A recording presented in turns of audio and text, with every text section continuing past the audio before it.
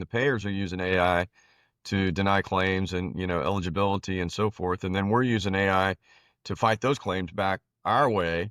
And it's driving up costs in healthcare, which, you know, that's another reason I think clinically integrated networks and contracting makes sense, because when technology can help the patient and help the provider and the insurance company, that three-legged stool has success.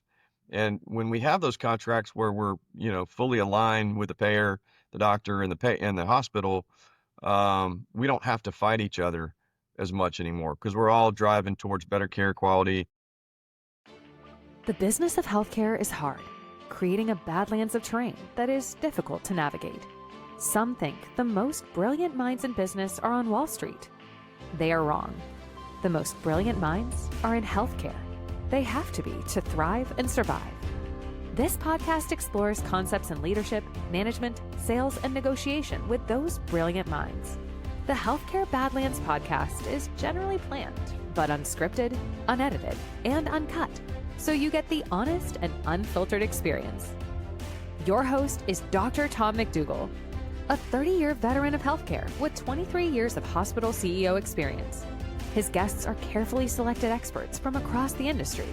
They offer insights, expertise, and some great real-life, often hilarious stories. Now, let's jump into the episode.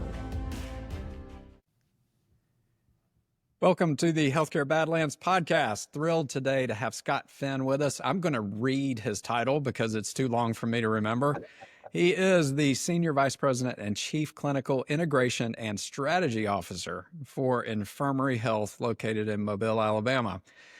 Scott has a long history of success in physician integration, as well as a lot of innovation strategies. And I'm really excited about the information he's going to share. He does have a bachelor's degree from Baylor in finance and marketing and master's in healthcare administration from Washington University. So Scott, thanks so much for joining me today. Tom, I'm excited to be on. We've been friends for a long time, and your invitation is exciting today. Well, that's fantastic. Well, I'm pumped. I'm pumped about this one because I know you and I know how creative you have been in the healthcare space and the success you've found for multiple organizations. So I'm so excited to get there. But before we do, you've got that really freaking long title. Talk to me about your role with the system and all the areas of responsibility that you have. Well, that gets a lot of people have that question.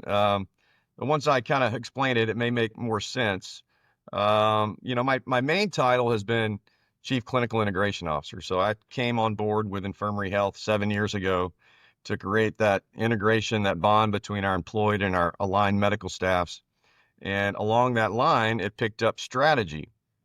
And so, as our board looks to understand, kind of how our physicians are going to be the cornerstone of our health system with patient care, strategy just was natural, and I'd had a lot of background in that as well. And then over time, strategy and clinical integration have also led to external affairs and marketing as we try to market our physicians and market our health system and service lines, which are completely integrated with our clinical integration program.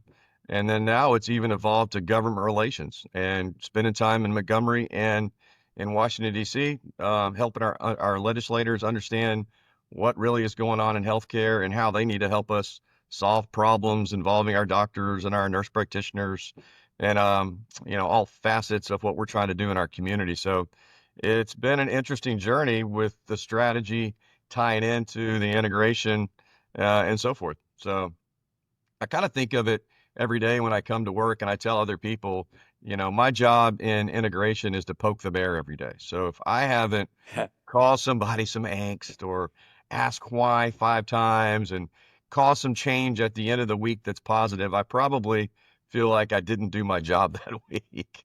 And you can imagine coming into a new health system 7 years ago and starting to ask a lot of questions of a health system that's been around 100 plus years. They're like, who are you and what are you doing here again?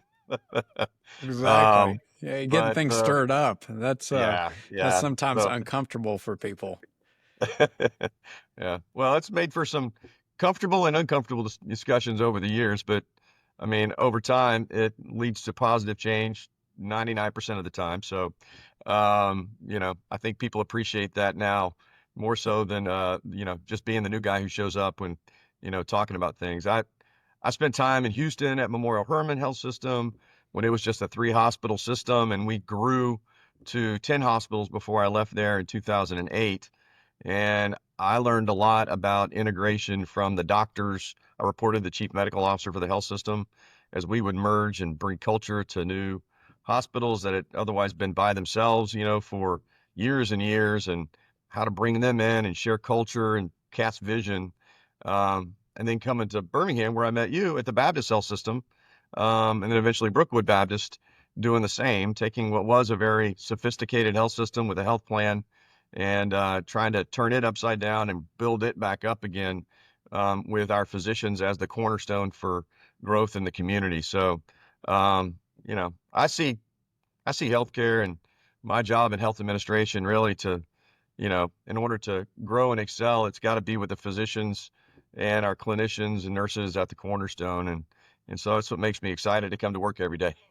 Yeah, that's fantastic. Now, I know you started as an operator. Yeah, And so how did you transition? Because when I was a hospital CEO, I loved the strategy side. That was my favorite. right. So that's a big plus. So how did you transition though from operations into strategy? Was it an intentional transition or was it one that was presented to you as an opportunity? Well, it's probably both. At the beginning, um, operations, I was a COO at a hospital and we needed to create that alignment with our physicians. And at Memorial Hermann, we were very large. And so, but in the 90s and early 2000s, we really didn't have a chief strategy officer like there are today. I think back then, everybody felt like their role in whatever portion of the health system they're in was around strategy, and the CEO was the chief strategy officer. Well, things have changed so much with technology and alignment and government and everything that goes on. Headwinds are all the time. It takes somebody who can keep their pulse on all those changes and who has good relationships on both sides of doctors and the hospital health system executives and the board. And so it just kind of evolved over time that I would start leading board retreats and I would start, leading management teams around what's going to be a focus for us going forward. On one side of it, though, I kind of made it my job. So when I came here, we did not have a chief strategy officer. And so knowing that in order to get what I needed to get accomplished with the physicians, I needed to have strategy also on my title. So strategy, in one way, opens up doors that I couldn't open up as a new person in a health system. And so I could always pull the strategy card and talk about, how are these things align and why do we do things the way we do them? Otherwise, felt like I'd be in a box and I'm just the physician integration and managed care and all of those things that go along with clinical integration. And strategy was something that I asked that be part of my role if I did come here. So I kind of pushed my way into that, Yeah. but for reasons I thought would be advantageous for the health system down the road. But really and truly, I mean, the CEO is the chief strategy officer, right? So he's driving the change, he's driving governance, and I am his, next guy up to help with all of the, details and so forth that we need to do to be proactive in all these different areas. Yeah. And you said earlier, okay, so on strategy things that you pursue, you said 99% of them work. What about the 1%? Give me an example of something that, you thought was the solution and it just didn't pan out the way it should have. Well, I mean, there's always a yin and a yang, and there's always, do you have the financial wherewithal to put and to act a strategy that may or may not pay off in the end? And so we used to talk about, bullets and cannonballs. I think that came from a business book several years ago. And, we can shoot lots of bullets, and if we are unsuccessful, it's not going to cause a lot of problems within the health system's financials. But you shoot too many cannonballs and you've loaded up all of your resources. So, I like to push the envelope, and I like to know kind of what other health systems are doing and what we ought to be kind of thinking of. We're only 3 hospitals in a good sized market in lower Alabama, but we're surrounded by New Orleans and Birmingham to our north, and we have Pensacola just to our east. But venture capital is something that I was really thought would be something that we should push ahead in as we look at innovations in technology, which we may talk about later. We become the pilot for lots of technology companies that are looking for health systems and physician organizations to use their technology to bring them to market. And so, I am very interested in how can we take advantage of ownership or shares, or not just, a lower rate, for a subscription, which, I guess back in the day, when I was at Memorial Hermann, the Crimson product that everybody used to do scorecarding. Well, it was me and Dr. Blakely that met with the guys that started Crimson, and we were part of their think tank, and we were their first pilot. And then they grew it and then sold it to advisory board, and now it's iodine and all these things. And I've always gotten the Scott Fenn discount because I helped to begin with, but we never asked for equity or anything better than just a good deal. And I know today that is possible. And so trying to get that done. Now, we've recently gone through that, and I would say that's one of the 1% we're not ready to do, or trying to figure out how that might work with our timing. But, I ran into some roadblocks, and that's fine. And we're going to continue to look that way. But technology is changing, and, partnerships are where it's at these days. Absolutely. So, yeah. Well, the Crimson product, that's interesting because I used that years ago. I learned a super valuable lesson about it, is that data is king. Yes. So that's exceptionally important. Yeah. But you don't always want to share that you know stuff. And so it was a balance of having that information in your back pocket and deciding when to use it. Right. Because if you approach a physician and you've got all their data and you know everything about them and you know their warts, you know the good stuff, you know all those different pieces, it would scare the crap out of the physician that you knew what you did. And I actually had one physician that he kind of distanced himself from me. I felt it. I thought, how did I irritate this guy? Because I had no idea why he was responding the way he did. Yeah. But I realized it's because I knew too much about him and it made him uncomfortable. So I became very selective in sharing that information. Right.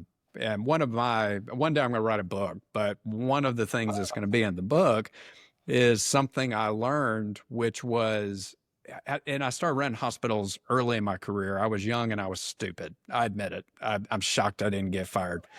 But the thing, I developed this really bad habit, Scott. It was a terrible habit of somebody would come tell me something, and I would be very quick to say, I already knew that, but thanks for telling me. And I created this environment where people stopped telling me stuff because they thought I knew everything. Correct. So I evolved over time to where, and it just happened to me probably 4 or 5 years ago. I had a quality officer that came in and was talking to me about something, and I listened and we discussed it and I responded, and she sat back in her chair and she looked at me and she said, "Look here, McDougall, you already knew this, didn't you?" And I said, "Yeah, I'd already heard about it." She said, "Why'd you let me go on for 10 minutes? And I said, "Because if I told you I already knew it," I said, "you shared some things I didn't know. And if I told you I already knew it, you would have shut up and that would have been the end of the conversation. But you completed some gaps that I had in what I knew and what I didn't know." Yeah. And so she got kind of irritated with me, but I developed this, I would get told the same thing by 4 or 5 different people. And nobody knew I already knew the answer, but I wanted all those 4 or 5 people to come tell me things. Yeah. So Listening it's is key, definitely man. it's this To build trust. Really, to build the trust, you got to be a good listener. Absolutely. And then you can build. it does you no good to tell somebody you already know something. It just doesn't accomplish anything. I learned that the hard way. This episode is sponsored by CO Management Solutions, a revenue cycle company you may not have heard of, but you need to hear this. There's little healthcare organizations can do about inflation-related expenses, but you can make sure you are collecting 100% of the revenue you have earned. CO uses AI and the latest technology paired with an efficient team to aggressively collect your hard-earned revenue at an attractive commission. Start today with a free analysis of what you are leaving uncollected and recover that revenue with CO. For more information, visit coms.com. That is SCIOMS.com.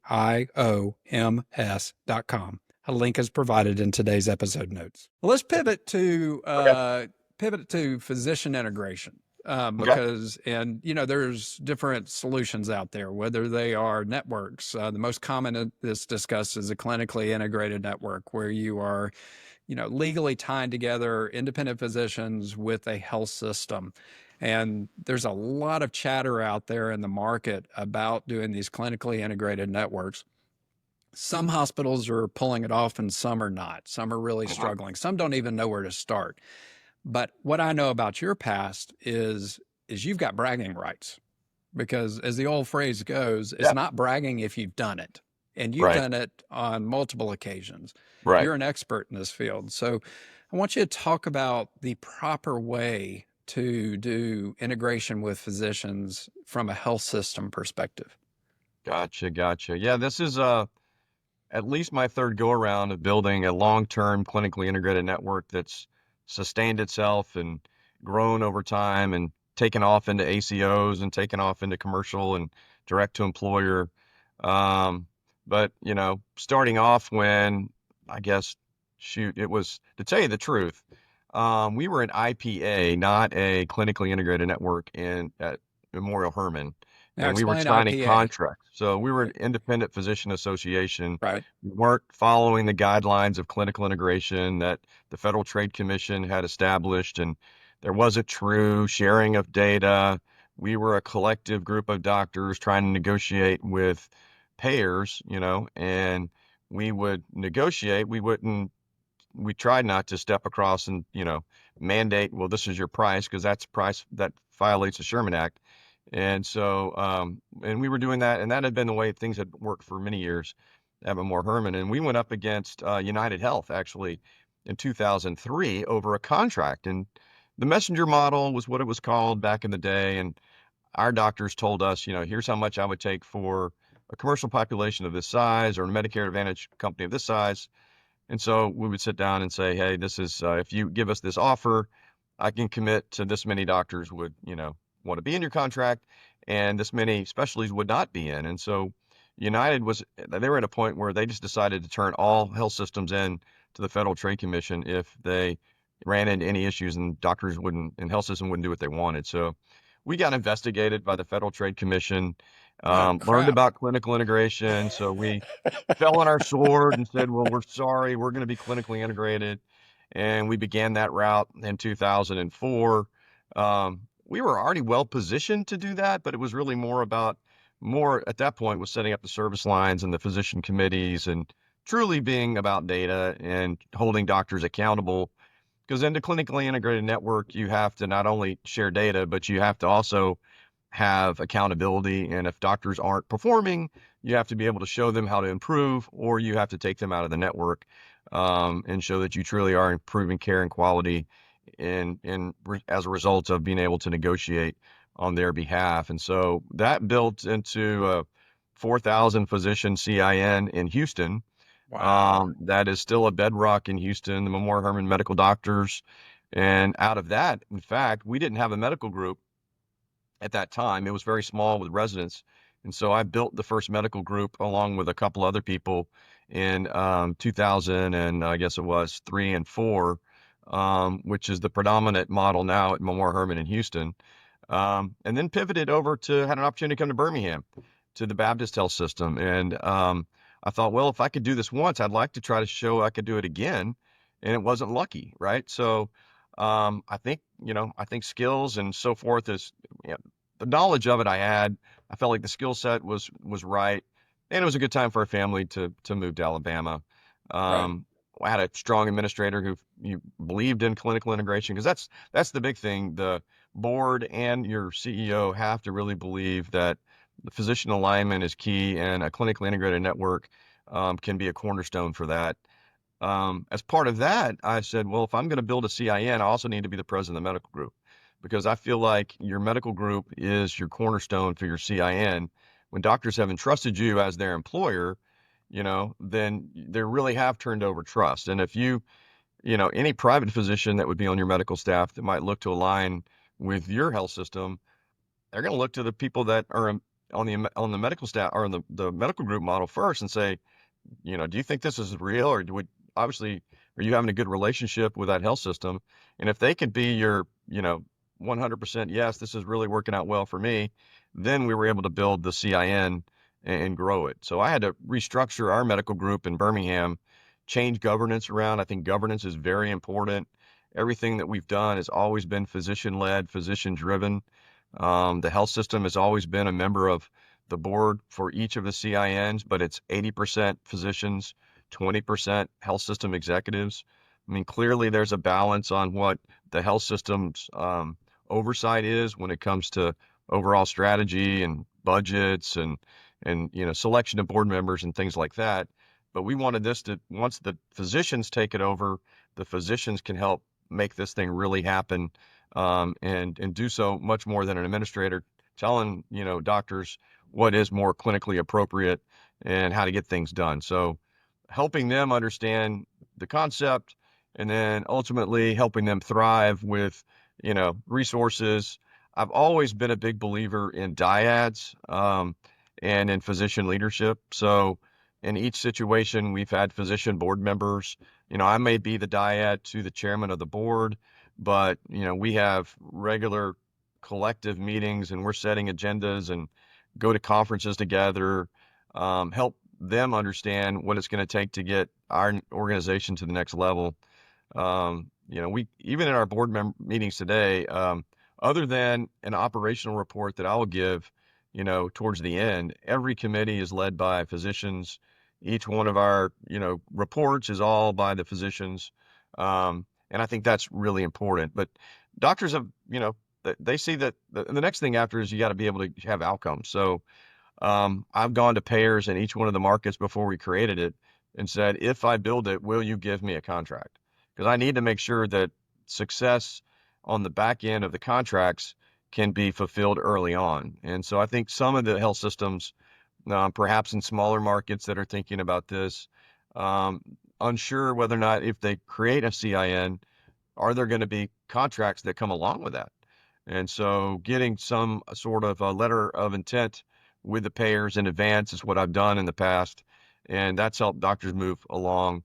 And then secondly, is getting the contract right. So making sure that, when we set up a medical loss, a shared savings contract or a shared risk contract, which we're in a couple of those now, that the incentives are in line, the contract language is correct.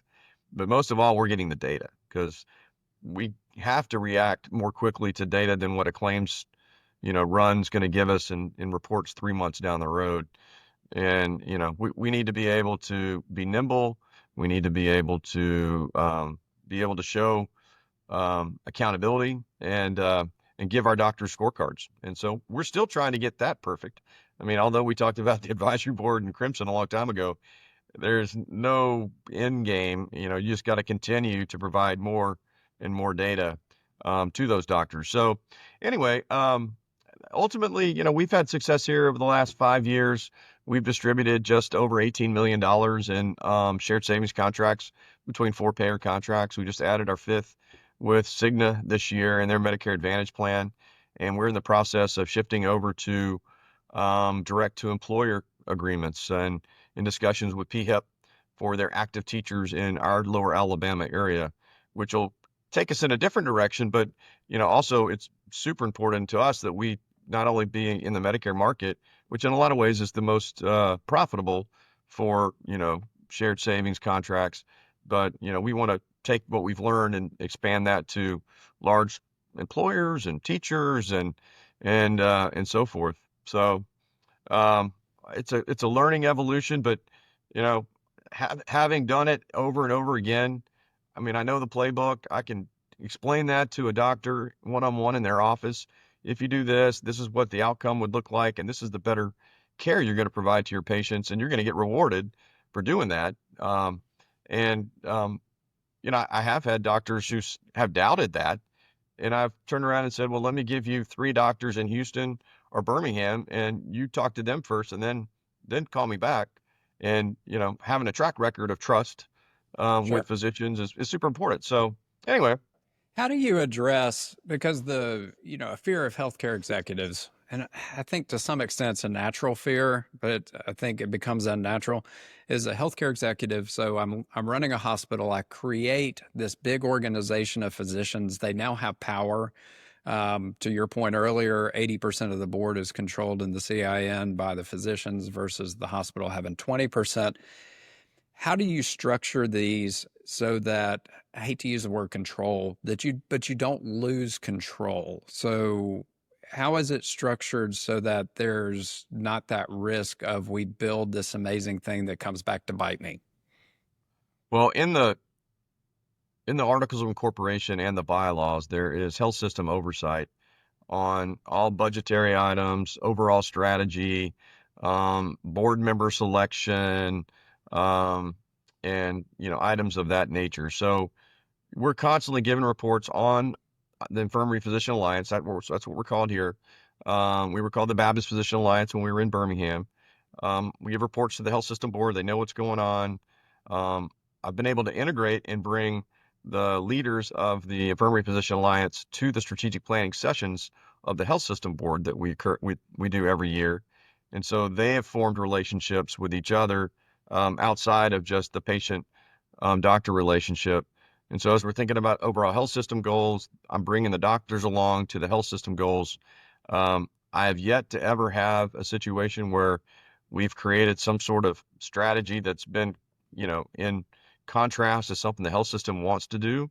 I've heard about that happening in other health systems, but we've been able to manage to always get, almost a unanimous vote on almost everything that we work on. And if I can't get a unanimous vote, then I'm going to back it off and we're going to do more education and we're going to talk that through more. I think the only thing that really raises the ire between the hospitals and the doctors and what the insurance companies are asking is risk. And are we really ready to take a higher level of risk in these contracts to have more profitability? Yet the same insurance companies are unwilling to share more data. And from that perspective, we have a lot of discussion, and so we've backed off on doing that. Yeah. So Now we do have those protections. Memorial Hermann, that you had 4,000 physicians that were participating. Most of the Yeah. listeners, are maybe very intimidated by that number. I don't think I've ever been in a market where I could put together 4,000 doctors.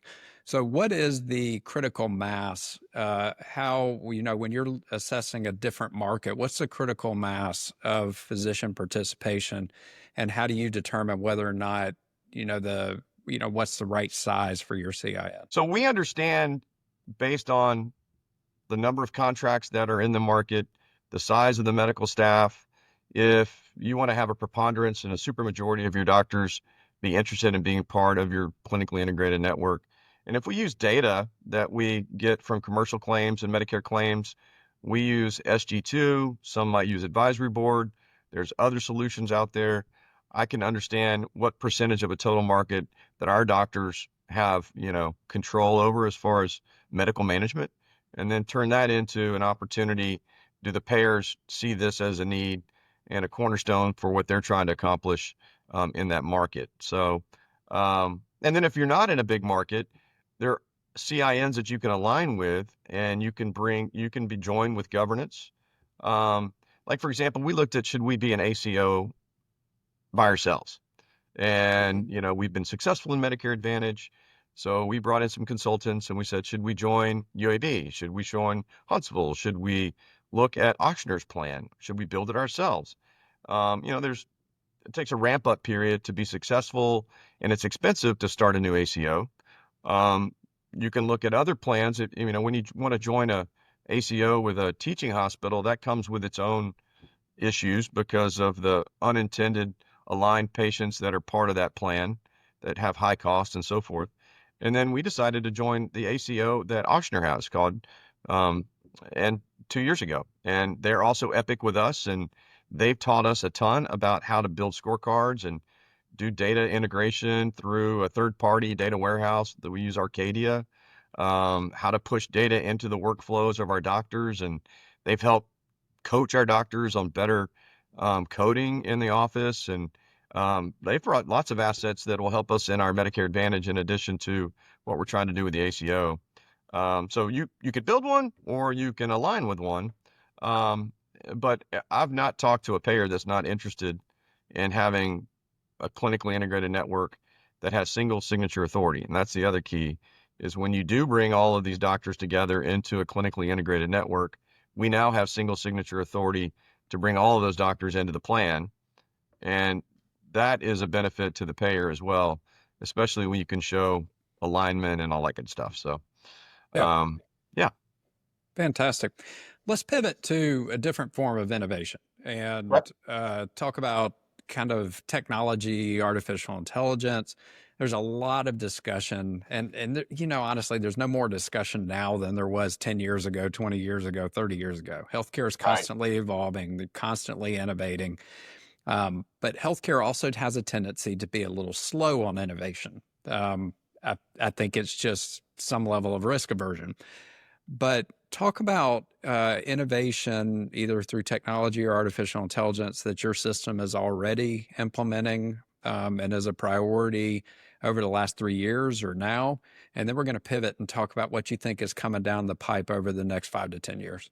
Sure. Um, our health system selected Epic to be our partner in everything we do with electronic health record. And so we have, rev cycle, we've got inpatient, we've got ambulatory, and part of clinical integration is aligning all three of those together and, using the infrastructure or the chassis as much as possible. So, I mean, artificial intelligence has been more of a overused term, I think, for at least the last 2 years. And everybody said, oh, this is artificial intelligence. Maybe it's light into, it's mechanical, it's, ambient listening or what have you, but it's not true integratable and operational artificial intelligence. So what we did as part of our strategic planning, and, we chose to go Epic first. And so, of course, we do probably drink the Kool-Aid when we go to the August meeting and, up in Verona, and they talk about everything that's going on. But truly, there's a lot in AI that's coming through Epic. And so we decided that if it doesn't integrate with Epic, then, we're going to have to take a real hard look at whether or not that's going to meet our long-term needs. And so we've put things on the side burner over artificial intelligence that just haven't been there. Now, at the same time, we're looking at artificial intelligence in the clinics with the ambient listening to, move that electronic record and that visit forward. It's helping our doctors see more patients. It's helping the patient look eye to eye with the doctor and not feel like they're tied down to the computer. Sure. It helps us in many different ways like that. We're implementing solutions in the hospital. We have a new residency program at both Mobile Infirmary and at Thomas Hospital. And so we're integrating a new AI version of duplicate testing. So it knows if another lab or another image, an MRI has been done in the last, 2 days or a week, and it asks you, it gives you a nudge or a push to, not go that direction if something is already available. So we know the residents are going to be overutilizing because of residents, and try to maintain, good cost efficiency in the hospital if we have what's necessary. But as we look, forward, I think, technology also is on the revenue cycle side. Do we continue to have all these employees that drive our central business office? Are there ways for us to integrate AI into the coding and take advantage of I guess, tailwinds, not headwinds, that are going to provide us with the opportunity to see more patients and do the billing in a much more efficient way. We're constantly looking at, what is going to be the next thing for us, but, right now it's Epic first, and, can we put that into the physician workflow, really? Yeah. And you bring up a great point because, every company I think every company in the United States, particularly those that are on the stock exchanges, they start talking about how they are artificial intelligence driven.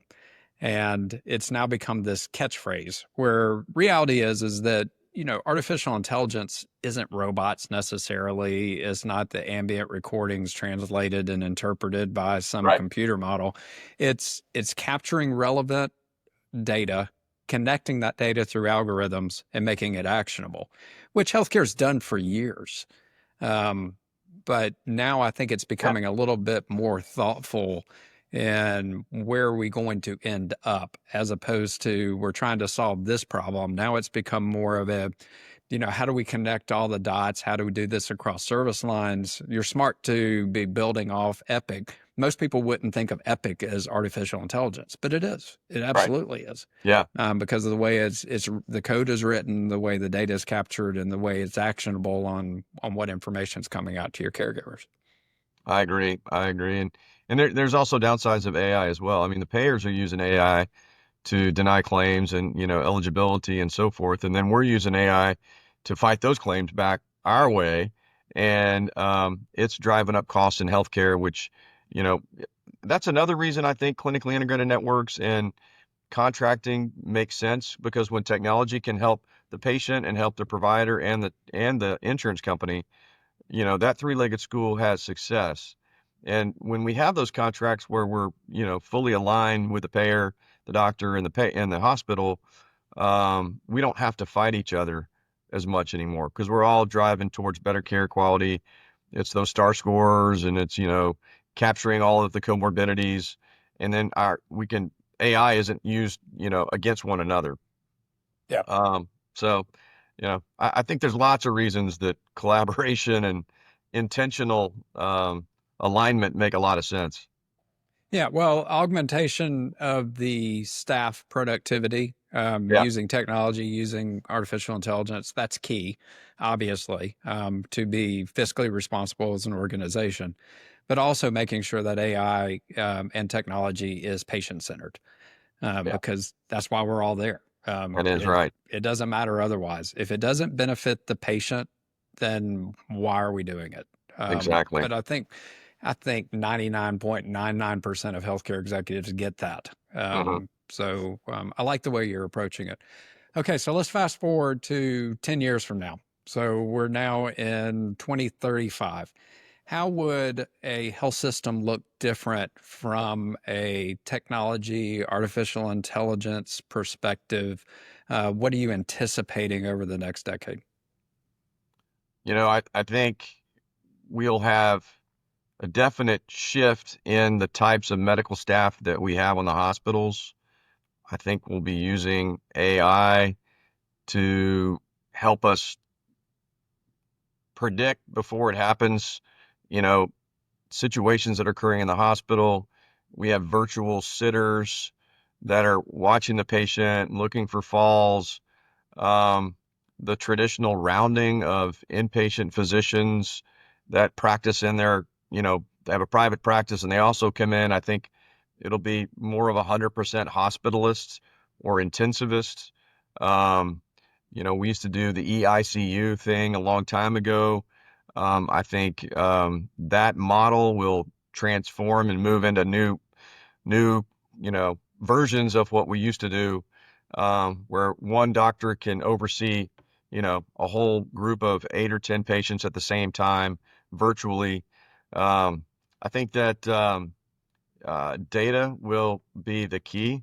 I think we'll have figured out data, hopefully. And so real-time data will be an expectation. I know it's an expectation of doctors that are coming out of residency now, and they see their career being driven around data and action of that nature.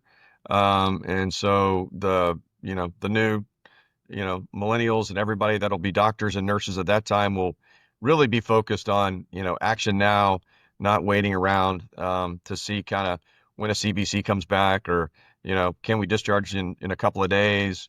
I think the type of staff we're going to have, the type of doctors we're going to have, the technology that we integrate in both the clinic, I think there'll be, massive unfortunately, it's taken us a long time to do self-scheduling and do a lot of the things that other industries have figured out in banking. But I believe by that time we will be, everybody will be on their phone. They'll be scheduling, looking at images, seeing everything that they need, and sharing data in a much more robust, way. At least I hope it's that way when I turn 65 and I get to see that come to fruition. If it's not, I'm going to be disappointed. Yeah. Yeah. Like, what I happened? think we'll get there. I think we have to get there. We have. Yeah. And it's a measured approach and making the right decisions in the right moment.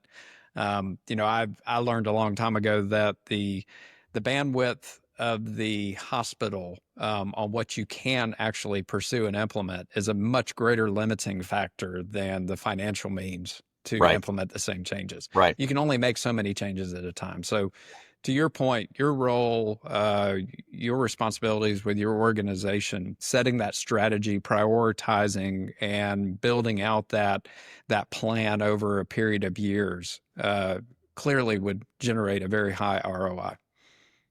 I think that you do the right things for the patient, and the margin follows. I mean, there's things to consider along the way, but doing the right thing for the patient and collaboration with the doctors will take you in far deeper places than you'll ever be able to do on your own. Yeah, excellent. Well, Scott, this has been fantastic, just like I expected. Yeah. This has been super interesting. Thank you so much for sharing with our listeners about innovation on the clinical side with other providers. I was really intrigued by how you're able to be successful with insurance companies early in your CIN journeys. That's impressive. That's not common. And thank you for sharing your thoughts about the technology advancements going forward. Absolutely. This has been a great experience, and I look forward to hearing more of your podcast from other people that I know in the industry. So thank you very much, Tom. Thank you. I will have you back one day. So just Okay, be let's ready. do it. All right. Thank you for listening to the Healthcare Badlands podcast. As always, please like and subscribe so you don't miss future episodes. If you have suggestions for topics or guests, please email those to podcast@badlands.pro. This podcast is for informational and entertainment purposes only and should not be considered legal advice. Some information shared may include fictitious names. The opinions expressed are solely those of the host and/or guests and are their own and not reflective of the opinions of others or our sponsors. Thanks again for listening, and we hope you'll join us on the next episode of the Healthcare Badlands podcast. Until then,